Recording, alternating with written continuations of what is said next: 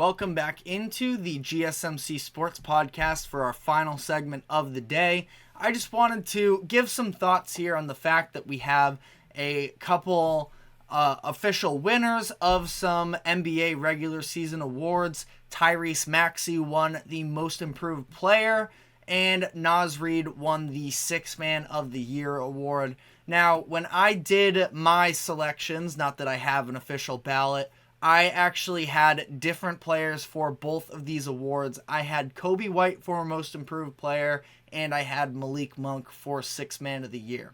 And I saw these come out.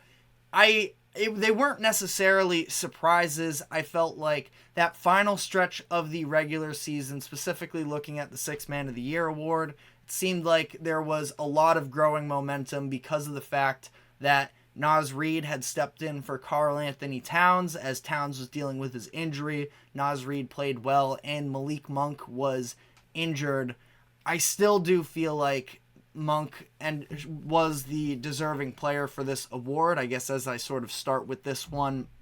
And I love Naz Reid. I've been a big fan of him. He's why when the Timberwolves lost Karl Anthony Towns to that injury for a bit there, I wasn't worried about the Timberwolves falling off in the regular season because I'm a big fan of him. I think that he can be a starting caliber center at some point on some team, maybe even with Minnesota in the long run, depending on how they decide to operate this organization moving forward. But Malik Monk, I just feel like there is a level of creation, not just for himself, but for his teammates as well. I thought he took a massive leap in terms of playmaking, specifically in the pick and roll. I thought he was really impressive, and there's a reason why he was playing these closing minutes for Sacramento. He was coming off the bench because they felt like they needed the spark off the bench, not because they didn't feel like he was one of their best five players. For Naz Reid, and again, I hate talking against him in this scenario because I do really enjoy the player, he wasn't one of the Timberwolves' best five players this season, which is why he wasn't getting these crunch time minutes, and I just feel like it's really hard to justify leaning in that direction just because of a final stretch of the season where, Monk wasn't playing and he was getting this heightened opportunity, which is part of what bakes into the Sixth Man of the Year award. Can you step up when the starters aren't available? But I still feel like I lean Malik Monk here, and this is now 2 straight seasons where he leads the NBA in bench points but hasn't won Sixth Man of the Year. I understand it's not just about the mathematical evaluation of how many points are scored off the bench. It's a voted on award because of a variety of different factors. I also feel like Malik Monk, Naz Reid is obviously the more impactful defender, but I don't think that Monk is a slouch defensively either. Talking defensively wise, I think that Reid is superior to Monk, but I don't think that Monk is any sort of a liability either. Average 15 points per game, average 5.1 assists per game, both career highs for him. So, I don't know. And the voting was extremely close for both of these awards, which is why ultimately I'm not going to be angry about these outcomes.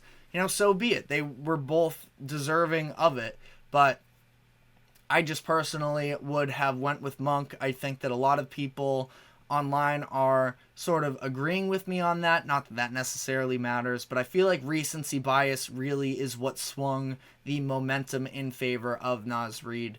In the case of Tyrese Maxey here, we knew this was going to happen, and it was really no surprise whatsoever. It seemed like this was going to be the foregone conclusion for really the entire second half of the season. But I think that it's just more of a statement of what is this award turned into, because of the fact I feel like people are just, especially these voters, are just way more caught up in kind of the notoriety of who ends up winning this award.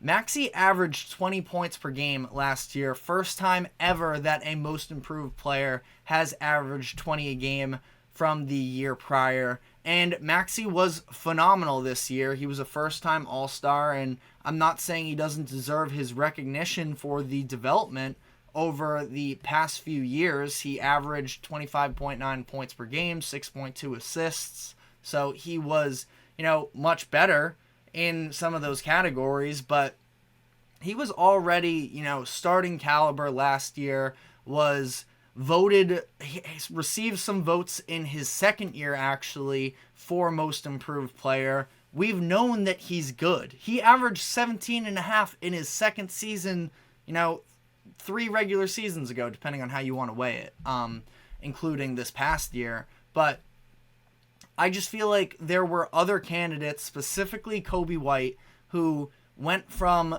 being a bench guard to being a legitimate starter, and it wasn't because a lack of change in the situation where Maxey, they lose James Harden, they lose Joel Embiid for the majority of the regular season, and Maxey goes from being the number 3 option to the number 1 option.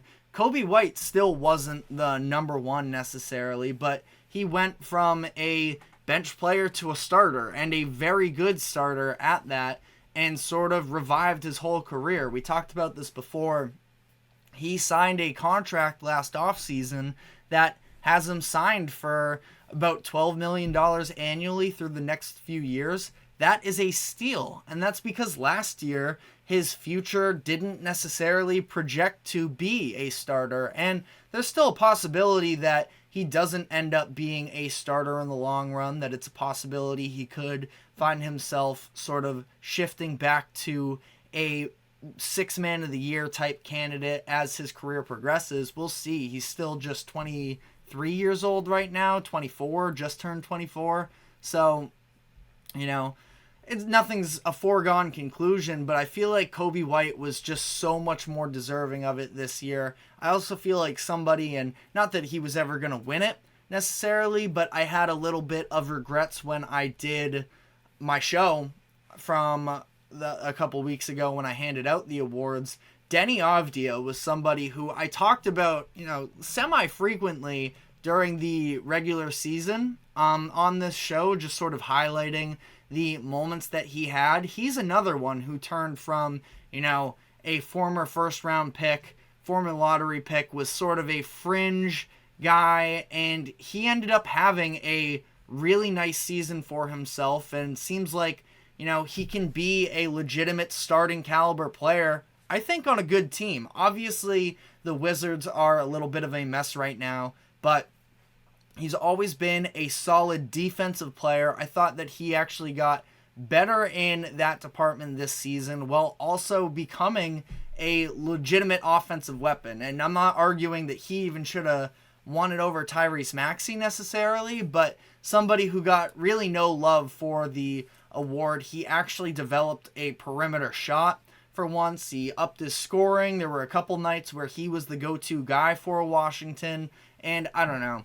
I feel like it's more a statement on what this award has sort of turned into. We saw Shai Gilgeous-Alexander win it, I believe it was 2 years ago, when another type of situation, we already knew that he was a good player, but he had been voted in the most improved player race a couple times through his first couple years, but this is also another situation where he had averaged 24.5 points per game the year before, and he actually was second in most improved player. I don't know why I was so convinced that he did win it at one point, but don't mind me. That's just sort of me getting stuff twisted in my head. But, either way, I just feel like this award has sort of lost its meaning a little bit. Now, I understand when you look back at the history of most improved players, the NBA probably wants to have a little bit of a,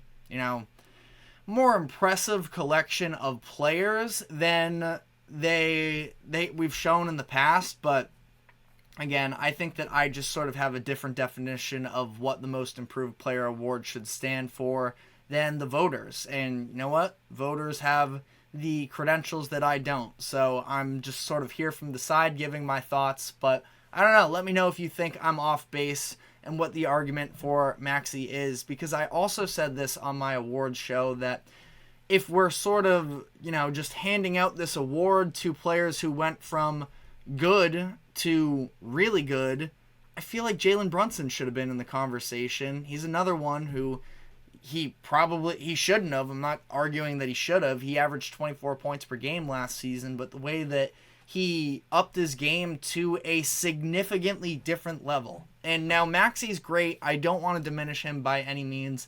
I feel like it's just one of those things where I was already in on Maxey prior to this season. And when we say most improved, did Maxey's season this year really surprise all that many people? I don't know. I guess just not really myself, but again, it's really not that big of a deal. I can't say that he's, this is any sort of an abomination of a selection. But again, let me know if you think I'm being unfair in this conversation. But that is all we have time for today. Thank you very much for tuning in to the GSMC Sports Podcast. We have the draft tonight, so tomorrow we're of course going to be coming to you with the biggest news stories coming from that. We also have 3 different NBA playoff games as well, so tomorrow's going to be a loaded show headed into the weekend. Definitely looking forward to it. But thank you very much for tuning in to the GSMC Sports Podcast. Thank you to the GSMC Sports Network for allowing us to host this show. We will be back tomorrow afternoon, 2 o'clock Eastern, with all of those breaking segments, but we will see you then.